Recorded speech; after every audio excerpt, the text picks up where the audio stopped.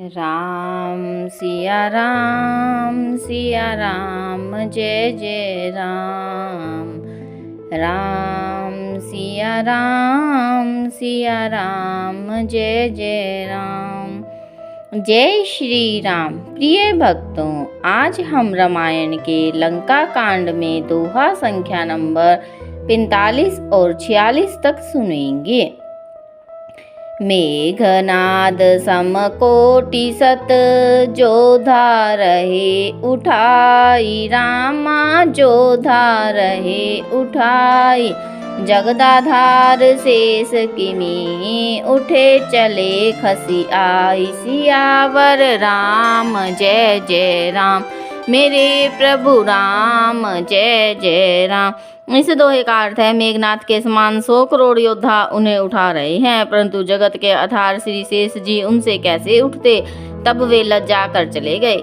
सुनु गिरिजा क्रोधा नल जासु, जा रही भुवन चारी 10 आसु। सक संग राम जीति को ताही, से वहीं सुर नर अग जग जाही। इन चौपाइयों का अर्थ है, शिव जी कहते हैं, हे गिरिजे सुनो, जिनके क्रोध की अग्नि 14 भुवनों को तुरंत ही जला डालती है। देवता, मनुष्य और समस्त चराचर जिनकी सेवा करते हैं, उनको संग्राम में कौन जीत सकता है। यह कौतूहल जानई सोई, जा पर कृपा राम के होई। संध्या भई फिरी दऊ बाहनी, लगे संभारन निज निज आनी। इन चौपाइयों का अर्थ है, इस लीला को वही जान सकता है जिस पर श्री राम जी की कृपा हो। संध्या होने पर दोनों ओर की सेनाएं लौट पड़ी।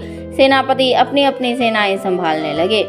व्यापक ब्रह्मा अजित भुवनेश्वर, लक्ष्मण कहा बूझ करुणा कर। तब लगी ले आयऊं हनुमाना, अनुज देखी प्रभु अति दुख माना। इन चौपाइयों का अर्थ है, व्यापक ब्रह्मा अजय संपूर्ण ब्रह्मांड के ईश्वर और करुणा के खान श्री रामचंद्र जी ने पूछा, लक्ष्मण कहाँ हैं। तब तक हनुमान उन्हें ले आए।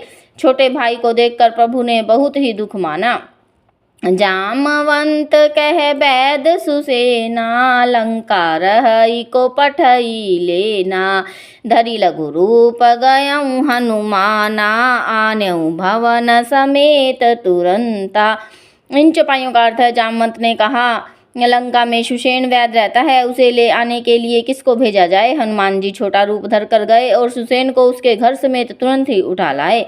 राम पदार बिंद सिर, नायऊं आई सुसेन। रामा नायऊं आई सुसेन, कहा नाम गिरि औषधि। जाहु पवन सुत लेन, सियावर राम जय जय राम।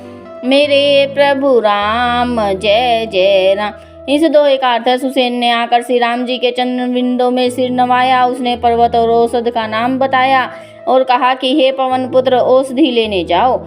राम चरण सर सिज उर राखी, चला प्रभंजन सुत बल भासी।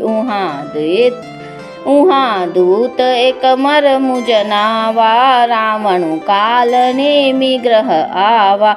इन चौपाइयों का अर्थ है, श्री राम जी के चरण कमलों को हृदय में रखकर पवन पुत्र हनुमान जी अपना बल बखान कर, मैं अभी लिए आता हूँ, ऐसा कहकर चले। उधर एक गुप्तचर ने रावण को इस रहस्य की खबर दी। तब रावण काल नेमि के घर आया।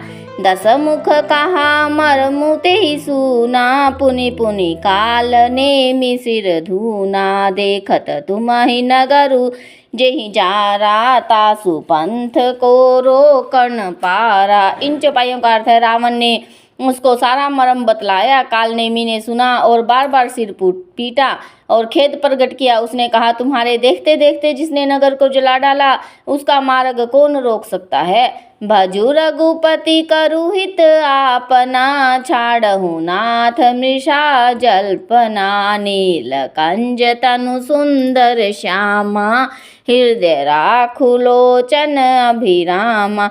इन चौपाइयों का अर्थ है, श्री रघुनाथ जी का भजन करके तुम अपना कल्याण करो। हे नाथ, झूठी बकवाद छोड़ दो। नेत्रों को आनंद देने वाले नीलकमल के समान सुंदर श्याम शरीर को अपने हृदय में रखो।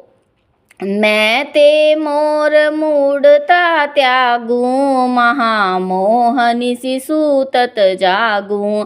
काल ब्याल कर भक्षक जोई, सपनेऊ समर की जीतिय सोई।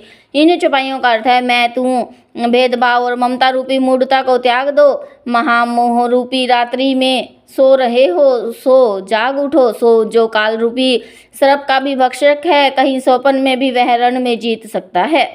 सुनी दस कंठरी सान अति, तेहि मन कीन विचार। रामा तेहि मन कीन विचार, रामदूत कर मरो बरु, यह खल रत मल भार। सियावर राम जय जय राम, मेरे प्रभु राम जय जय राम। इस दोहे का अर्थ है उनकी ये बातें सुनकर रावण बहुत ही क्रोधित हुआ। तब कालनेमी ने मन में विचार किया कि इसके हाथ से मरने की अपेक्षा श्री राम जी के दूत के हाथ से ही मरूं तो अच्छा है। यह दुष्ट तो पाप समूह में रत है। जय श्री राम कथा विसर्जन होत है, सुनो वीर हनुमान। राम लखन और जानकी सदा करे कल्याण।